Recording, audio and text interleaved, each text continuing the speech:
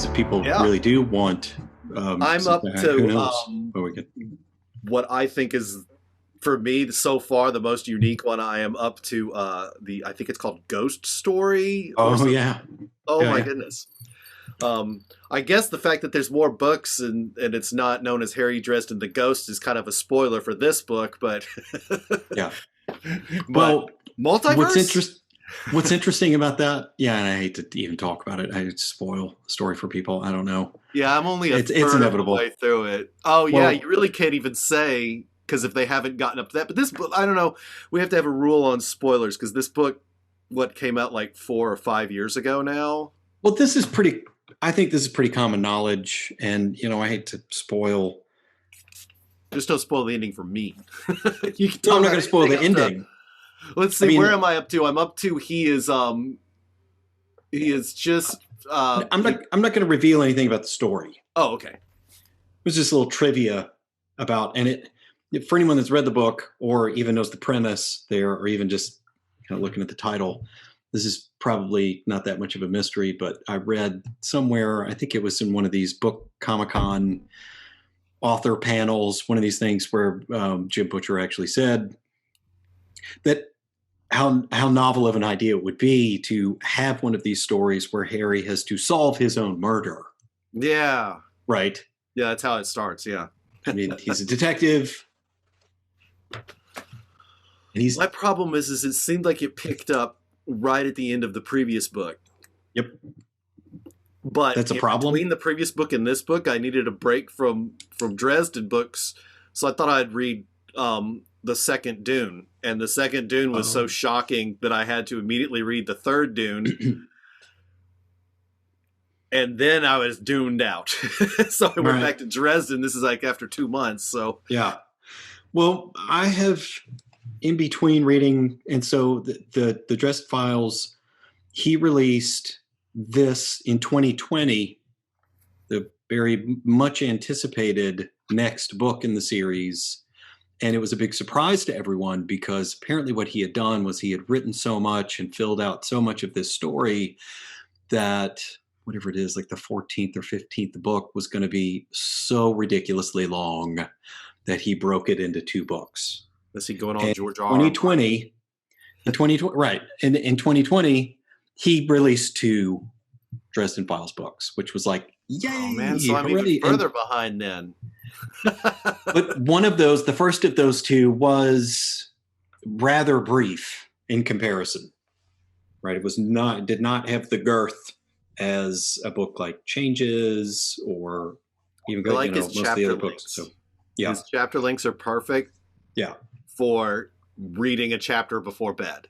Sit yeah. in bed, 10, 15 minutes, read a chapter. Whereas if you try to read A Song of Ice and Fire, some of those chapters are Yeah. small novellas. Well, in trying to pick up some other epic fantasy fiction, some things along those lines. And I really, Wade, should I just go ahead and read the George R. R. Martin books? Should I check out one of these other authors that I've read so much about and heard so much about? So in the last year, I also checked out Patrick Rothfuss,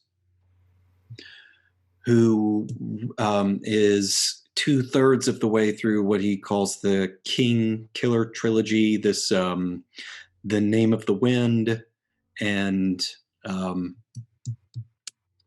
wow, it's been so many months since I read the second book. I'll have to look. I have to look it up. Fantastic, very novel idea. Just the concepts, like his approach to the story, the magic, and it's the lore, the whole thing, really interesting.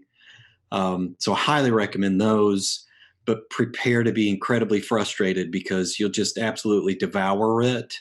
And then the third book is still forthcoming. Apparently he's been working on it for years. Now, kind of the opposite of that is this guy named Brandon Sanderson. I don't know if you've heard his name. But apparently he's this brilliant author who's got to be one of the most prolific fantasy writers ever.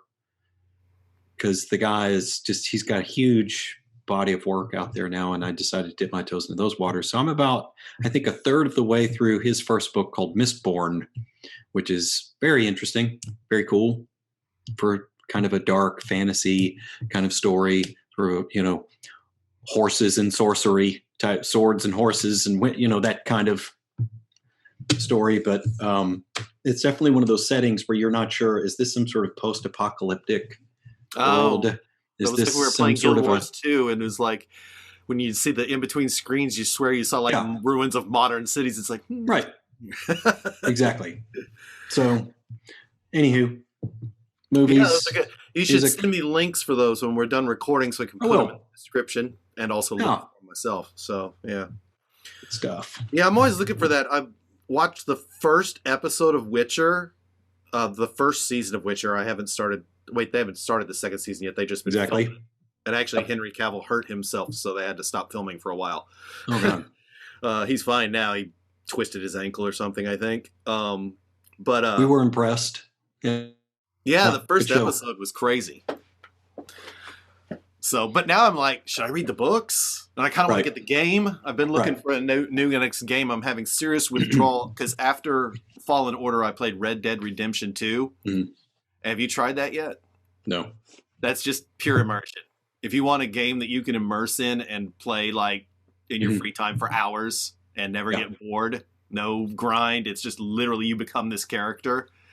Yeah, it's probably to me the best thing Rockstar's made. But that was to the side. I'm like, Witcher is definitely on my list of interesting fantasy because it's got enough magic and it's got wizards and then these Witcher things, and just from the first episode, it's like, okay, yeah, that kind of looks like the type of fantasy book I need right now, because you read Game of Thrones and it's even less magic than Lord of the Rings. I mean, Lord of the Rings, you have wizards, but they're not running around throwing fireballs. So you have to kind of read like D&D books to get that. And it's hard to find, because you can read the description. I mean, like there's the Wheels of Time, or what is that? Yeah, the Wheels of Time saga. Did they finish?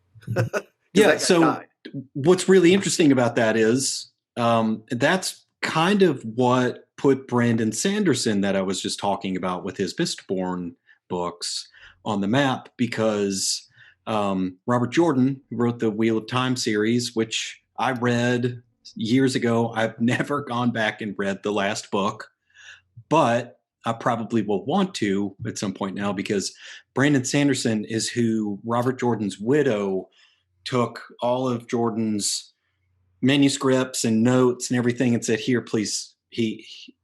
I think he probably had a short list of people that he would have, considered like, who can finish this. And they handed it to Brandon Sanderson.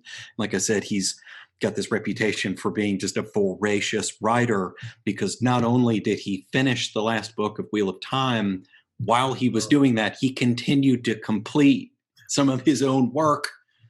Well, you know what? That's what happens when you get paid enough money to live on as an artist. You could make a lot of art.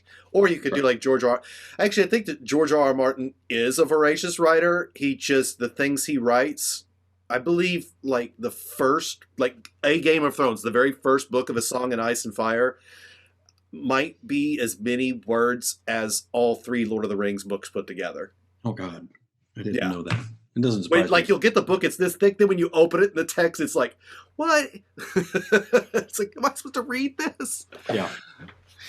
But it's great. It's just so in depth, and I found it made the show better.